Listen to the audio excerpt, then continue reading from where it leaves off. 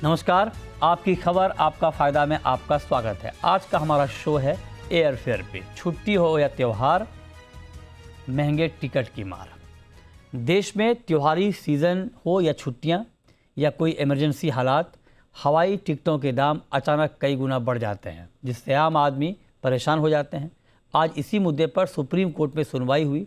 Court ने केंद्र सरकार को निर्देश दिया है कि हवाई किराए को नियंत्रित करने के लिए बनाए गए नियमों की एक कॉपी 2 हफ्ते के अंदर दाखिल की जाए।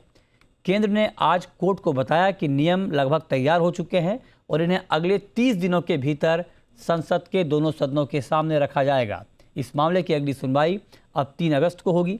आज हम बात करेंगे कि एयरलाइंस की आखिर ये मनमानी क्यों होती है और क्यों त्योहारों के दौरान, छुट्टियों के दौरान या कोई ऐसी आपात स्थिति आ जाए उसके दौरान अचानक से हवाई किराए बढ़ जाते हैं। इसके पीछे का गणित क्या है और इसको कैसे ठीक किया जा सकता है, इसी मुद्दे पर हम बात करेंगे। लेकिन उससे पहले देखिए ये ख़ास रिपोर्ट।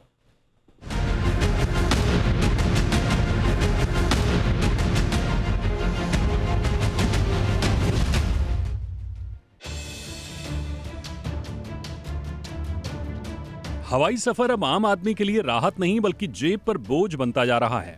मनमाना किराया, छिपे हुए चार्ज और सामान की सीमा में कटौती को लेकर अब मामला सुप्रीम कोर्ट पहुंच चुका है। एक जनहित याचिका में सीधा आरोप लगाया गया कि निजी एयरलाइनों के पास किराया बढ़ाने की लगभग असीमित छूट है। आमतौर पर जब यात्रा की मांग सबसे ज्यादा होती है, यात्री मजबूरी में मुंहमांगी कीमत चुकाने को मजबूर हो जाते हैं।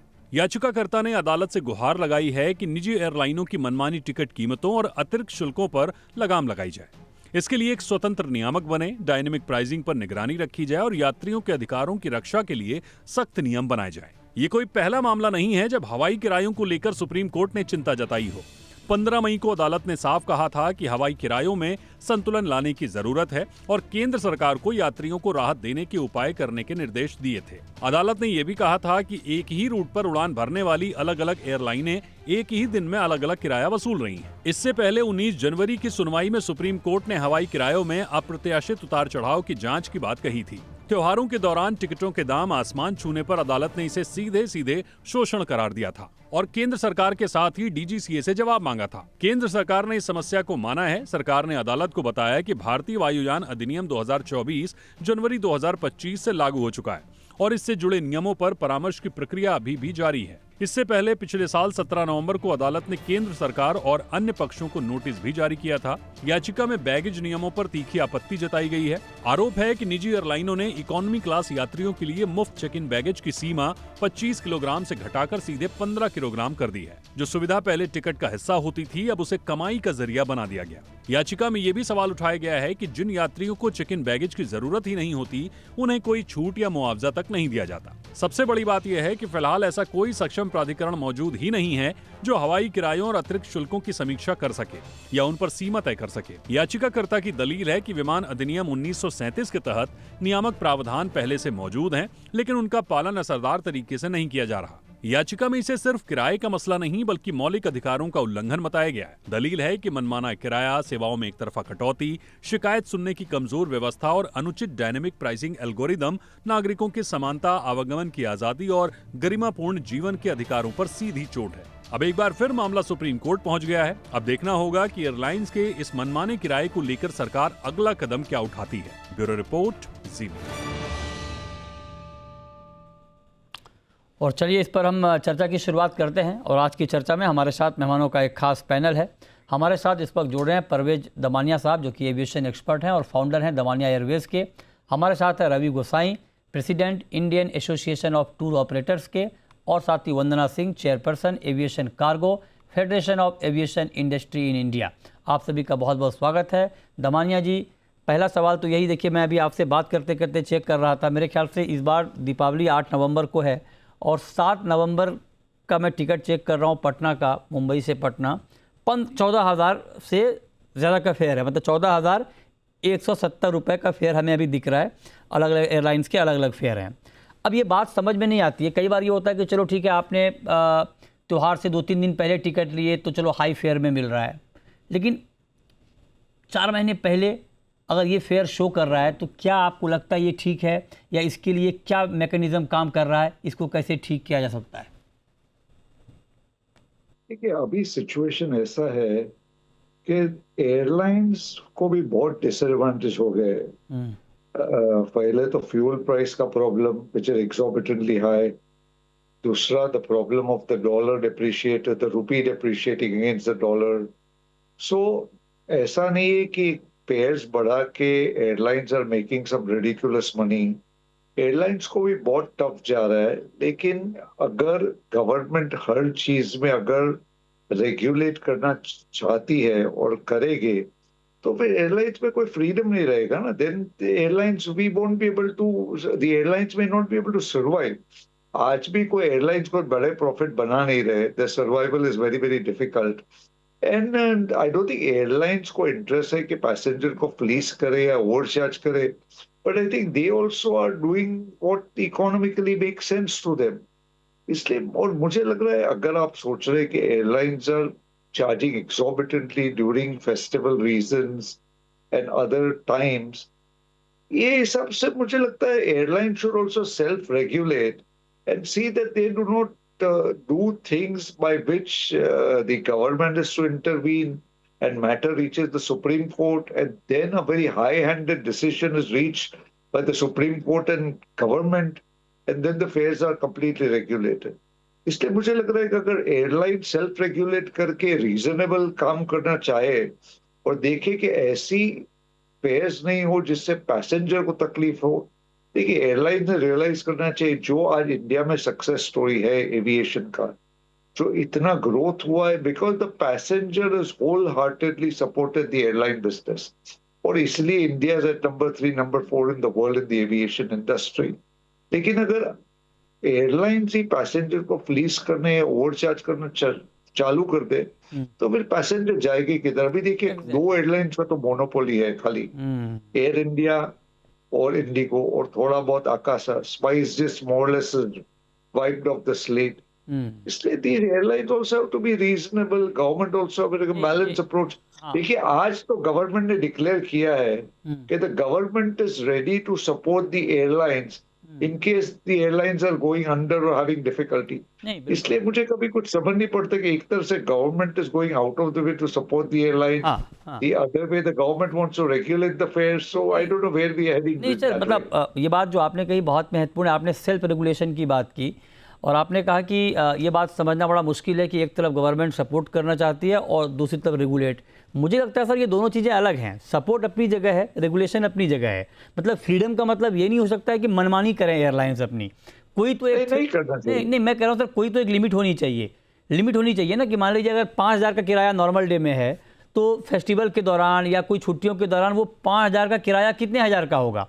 कोई तो रेगुलेशन होना चाहिए। अनाप शनाप बढ़ते हैं फेयर सर, आप खुद जानते हैं, आप इतना इंडस्ट्री को बेहतर तरीके से समझते हैं। हमने देखा है कई ऐसे मौक़ों पर जब कोई आपात स्थिति आई है, 1-1 लाख तक सर एक रूट के फेयर पहुंच जाते हैं। ये मनमानी नहीं तो और क्या है? वो तो बिल्कुल गलत है। तो मतलब सवाल उसी का हो रहा है सर कि उसको कैसे रेगुलेट किया जाए। कोई व्यक्ति 4 महीने पहले अगर प्लानिंग कर रहा है, मैं 4 दिन पहले की बात समझ सकता हूँ। अगर 4 महीने पहले भी प्लानिंग कर रहा है फेस्टिवल का, तब भी उनके साथ यही हो रहा है, तो ये तो कंज्यूमर के साथ चीटिंग है ना सर। कंज्यूमर फ्रीडम है कहाँ? फिर कंज्यूमर राइट्स कहाँ बच जाते हैं? मैं आऊँगा आपके पास, हमारे साथ 2 और एक्सपर्ट हैं। रवि गोसाई जी, आप बताइए सर।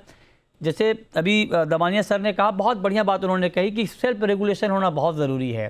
क्या रास्ता है इसका? मैं ये नहीं कहता हूँ कि एयरलाइंस घाटे में चले जाए, क्योंकि एयरलाइंस का होना इतना ही ज़रूरी है जितना हमारे लिए ट्रेवल करना।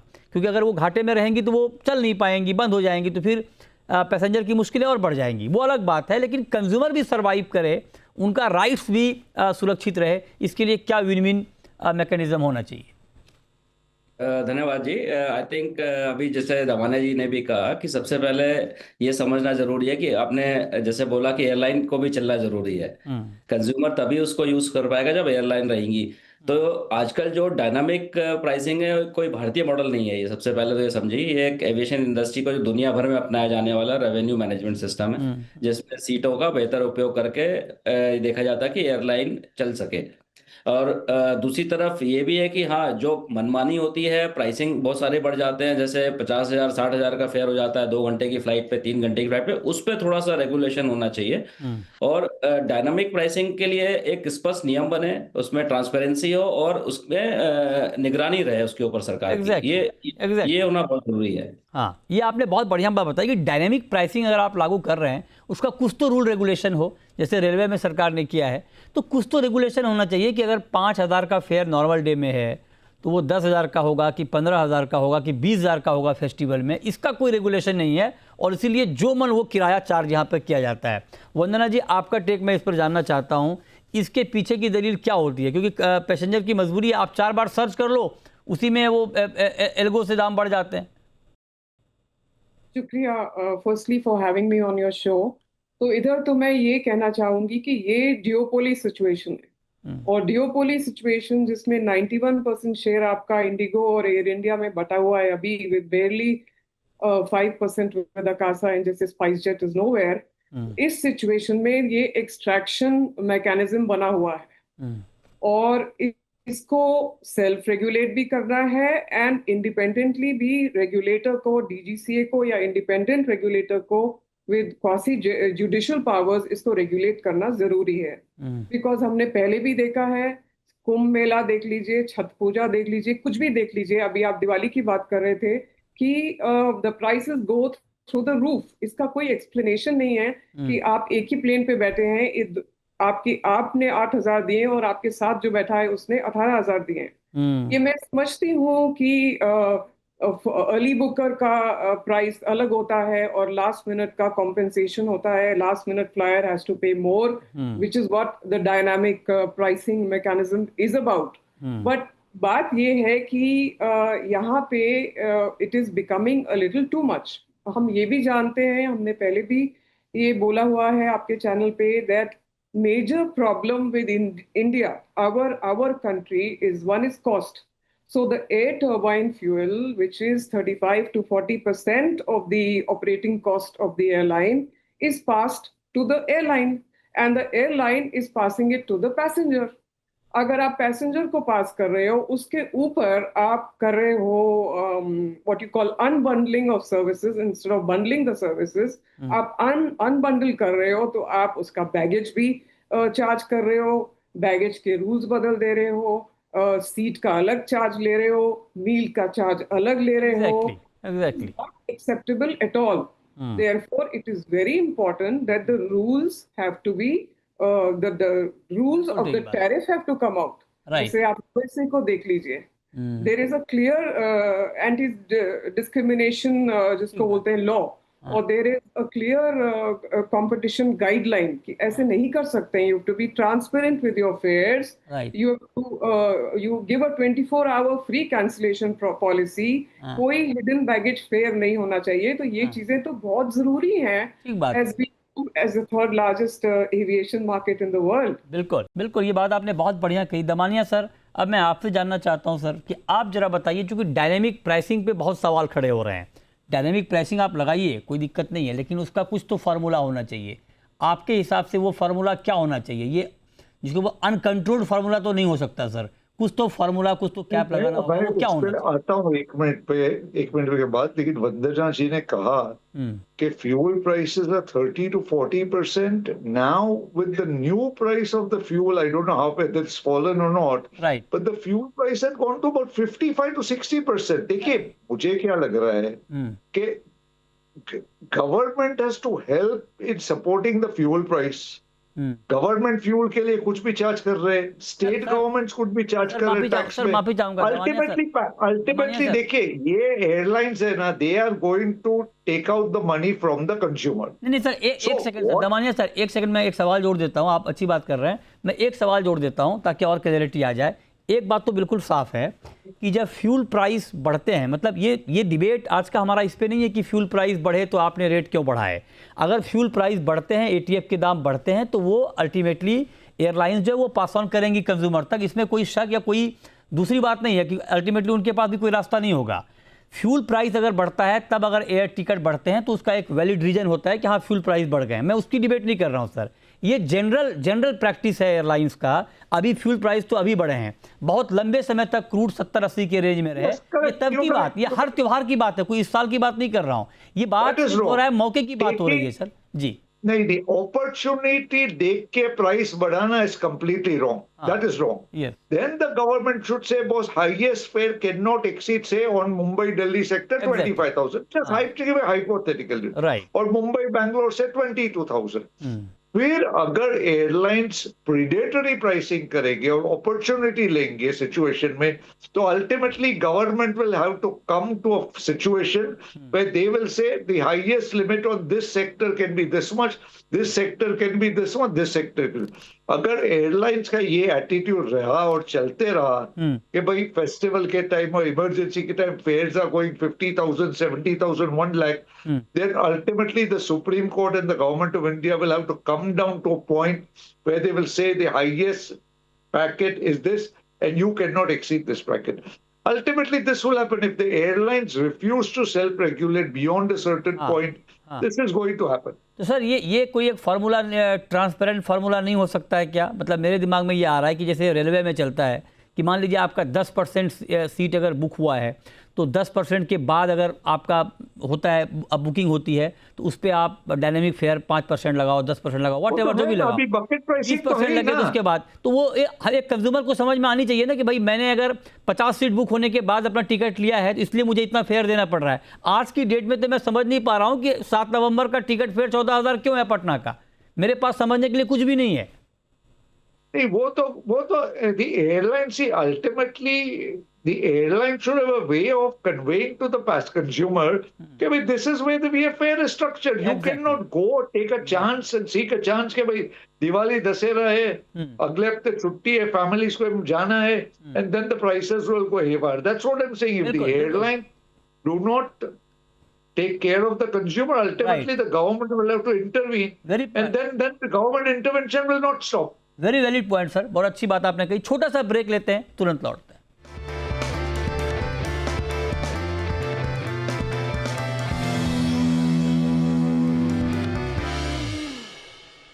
ब्रेक के बाद भी हमारी खास चर्चा जारी है। अब रवि जी, आप बताइए, आपके हिसाब से क्या तरीका होना चाहिए एयर फेयर को रेगुलेट करने का, जो कि दोनों के लिए एक्सेप्टेबल हो, कंज्यूमर के लिए भी और एयरलाइंस के लिए भी? देखिए, बैलेंस बनाना एक बहुत जरूरी है दोनों में। अगर हम सिर्फ ये सोचें कि एयरलाइंस पे हम लोग रेगुलेशन ला दें और तो वो बिजनेस नहीं चलेगा, और बिजनेस नहीं चलेगा तो एयरलाइन बैठ जाएंगी। दूसरी तरफ मनमाना किराया वसूल करें, ये भी ठीक नहीं। तो इसके लिए क्या है कि एक बीच का रास्ता निकालना पड़ेगा, जिसमें जो बहुत ज्यादा फेयर्स होते हैं कुछ किलोमीटर के हिसाब से लगाया जाए, कुछ आवर ऑफ फ्लाइंग के हिसाब से लगाया जाए, एक मिनिमम फेयर होता है उसको फिक्स किया जाए। और दूसरा बात है, जो बैगेज वगैरह के अलाउंस हो गए, मील्स के हो गए, वो बहुत एकदम ट्रांसपेरेंट होने चाहिए। एक फेयर होना चाहिए, जो कई लोग होते हैं जो सेम डे जाते हैं जिनके पास सिर्फ हैंड बैग होता है, और एक फेयर एक निश्चित बैग के लिए होना चाहिए। जैसे आप अगर विदेश में जाएंगे तो वहां पे मिनिमम जो बैग का होता है, या तो बैग है और है तो 23 kg है, और नहीं है तो फिर आपके पास सिर्फ हैंड बैग है। तो इस तरह से थोड़ा सा रेगुलेशन होना चाहिए, जिससे कि कस्टमर को भी नहीं भारी पड़े। दूसरा ये है कि एकदम ट्रांसपेरेंट होना चाहिए। अगर एयरलाइन किराया बढ़ाती है तो पता होना चाहिए कि किस लिए बढ़ाया, कि अगर आप बुकिंग सिस्टम में अगर टाइम से बुकिंग करेंगे, सीट की उपलब्धता है या डिमांड कैसी है उस समय, तो ये सब चीजें बनानी पड़ेगी। दूसरा एक चीज मेरे को बहुत अच्छी लगी जो वंदना जी ने बोला कि इस समय 90% जो है सिर्फ 2 एयरलाइन करती है। तो सरकार को चाहिए कि नई एयरलाइंस को प्रोत्साहित करे, सपोर्ट करे। वो स्कीम में करती है, अभी फिर से रिवाइज होके आ रही है। दो बिल्कुल, ये बात आपने बिल्कुल ठीक कही कि अभी चूंकि मोनोपोली है, वो अलग बात है, एक अलग पॉलिसी फ्रेमवर्क उसके ऊपर जो बाकी कोई एयरलाइन पैसे नहीं बना रही। हमने देखा है एयर इंडिया के डेटा हर क्वार्टर में उनको लॉस हो रहा है, इसलिए उन्होंने कटौती भी की है। हाँ, मतलब ऐसा नहीं कि फुटफॉल नहीं है, बट वो पैसे नहीं बना रही है, ये बात भी कई बार कही जाती है। इसीलिए मैं ये पूछ रहा हूँ कि बीच का, क्योंकि एयरलाइंस का होना भी बहुत ज़रूरी है। ये बात मैंने बहुत क्लियर साफ बात कही, क्योंकि हम एयरलाइंस के बिजनेस मॉडल या उनके जो प्रॉफिट होना चाहिए जो लेजिटिमेट, उसके खिलाफ नहीं है। सवाल ये है कि क्या कंज्यूमर के साथ फेयर हो रहा है, क्या कंज्यूमर के साथ चीटिंग तो नहीं हो रही है, इसके ऊपर बात हो रही है। और कंज्यूमर क्यों अनाप शनाप फेयर पे करे, उसके ऊपर बात हो रही। दो और मुद्दा है एयरलाइंस को लेकर के। एक तो ये है वंदना जी, सीट सिलेक्शन, ये भी एक बहुत बड़ा हर्डल बन गया है आज की डेट में। आप वेब चेक इन करने जाओ, कल आपको ट्रेवल करना है, आज आप जाओ तो हर सीट आपको चार्जेबल मिलेगी, और फिर आप छोड़ दो तो ऑटो सीट में पता नहीं आपको कौन सी सीट दे दी जाए।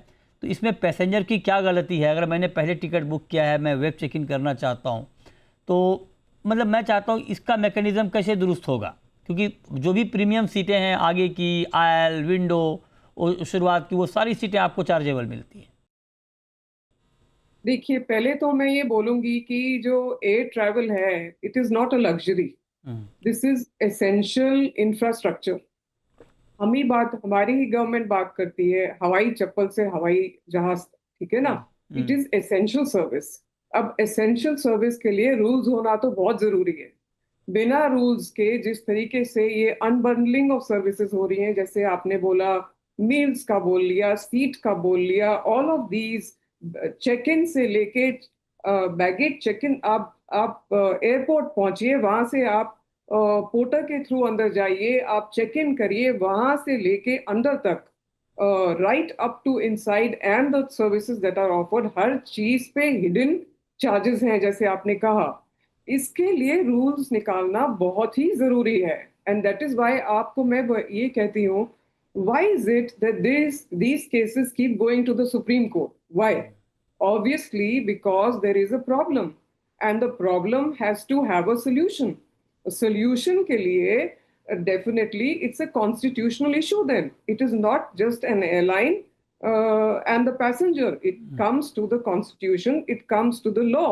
तो इसका तो रूल निकालना ही पड़ेगा, and like there has to be a proper mechanism which has to be transparent. अगर हमें समझ नहीं आता है, we can look at the US model, we can look at the European model, Right. even the Canadian model.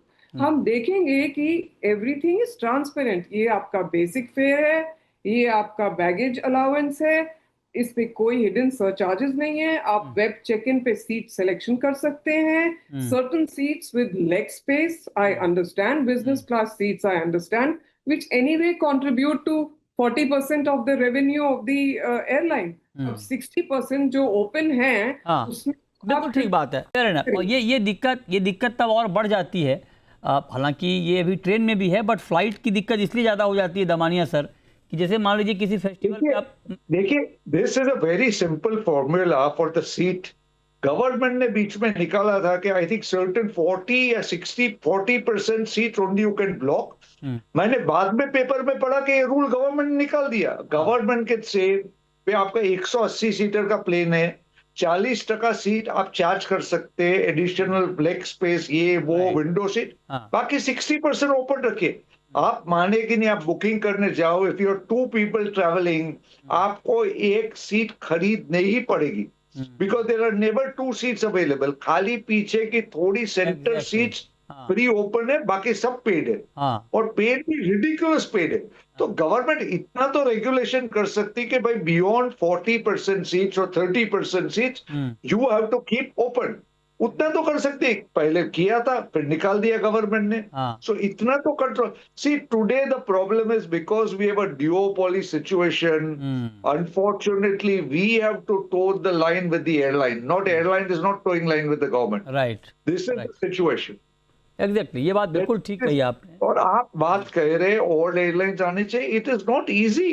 It is not The easy. atmosphere and the ambience in India is not easy for a new airline to come. It's a very, very tough call. हम जब development की बात करते हैं, हम दुनिया से compare करते हैं, तो अब तो बहुत ज़रूरी है कि आपका ट्रेवल जो है वो फास्ट हो, इजी हो, और इतने सारे एयरपोर्ट हो गए हमारे यहाँ, तो अब तो लोगों को बहुत ज़्यादा ज़रूरत है। और जैसे अभी वंदना जी ने कहा कि ये एसेंशियल सर्विस है, बिल्कुल एसेंशियल, लग्जरी नहीं है। आज की डेट में किसी को अर्जेंटली कहीं पहुंचना है, कोई इमरजेंसी है, बिजनेस मीटिंग है, बिजनेस के सिलसिले में जाना है, आज जाना है, कल आना है, तो वो 2 दिन ट्रेन से ट्रेवल नहीं कर सकते। ये बहुत नेसेसिटी है आज की डेट में। इसके ऊपर तो बहुत डिटेल में काम करना पड़ेगा। लेकिन एक महत्वपूर्ण सवाल आपसे और है रवि गोसाई जी, जैसे हम अलग अलग उसमें बात कर रहे हैं और अलग अलग फार्मूला भी सुझाया जा रहा है कि इसको लेकर के क्या फ्रेमवर्क होना चाहिए, कैसे, मतलब एयरलाइंस का जो बिज़नेस का मॉडल है, ठीक है, मतलब किराया एक पार्ट है, अगर विदाउट कंज्यूमर को पास ऑन किए, कंज्यूमर पे ज़्यादा बोझ दिए, अगर इस बिज़नेस मॉडल को थोड़ा सा प्रॉफिटेबल और बनाया जाना चाहिए, बनाने की कोशिश की जाए, तो उसका तरीका क्या होना चाहिए? देखिए, एयरलाइन के पास एडवर्टीजमेंट एक मॉडल होता है जिससे वो रेवेन्यू कर सकती है। दूसरा चार्टर ये लोग प्लेन देते हैं, वो एक मॉडल हो सकता है। बिजनेस क्लास की जो सीटें हैं उस पे ये लोग फेयर प्रीमियम चार्ज कर सकते हैं, क्योंकि जो लोग बिजनेस में जाते हैं शायद वो ज़्यादा अफोर्ड कर सकते हैं आम नागरिक के कंपैरिजन में। तो कुछ इस तरह का वो रेवेन्यू मॉडल में थोड़ा सा चेंज लाना चाहिए। बाकी ट्रांसपेरेंसी एक सबसे बड़ा होगा। अगर मेरे ख्याल में लोगों को समझ में आएगा कि किस चीज़ के प्राइस वो दे रहे हैं, तो थोड़ा सा परेशानी कम होगी। ओके, परफेक्ट, ठीक बात है। चलिए, हम सब उम्मीद करते हैं कि ये अनाप शनाप किराए पर लगाम लगे, और सुप्रीम कोर्ट ने भी इसमें बहुत गंभीरता से इस मुद्दे को सुना है, इसके ऊपर बातचीत हो रही है। हम सब उम्मीद करते हैं कि ये अनाप शनाप किराए पर रोक लगे, इसका कोई एक प्रॉपर, एक ट्रांसपेरेंट, पारदर्शी मैकेनिज़्म तैयार हो, और हम ये भी चाहते हैं कि एयरलाइंस भी चलती रहे, उनका प्रॉफिट हो, लेकिन उनका प्रॉफिट और कंज्यूमर का इंटरेस्ट, ये दोनों को सेव करना, सुरक्षित रखना, ये बहुत बड़ी जिम्मेदारी है। इसके ऊपर काम होना चाहिए। बहुत शुक्रिया दमानिया जी आपका, रवि जी आपका, और वंदना जी आपका आज की इस खास चर्चा में हमारे साथ जुड़ने के लिए। छोटा सा ब्रेक के बाद भी खबरें जारी हैं। नमस्कार।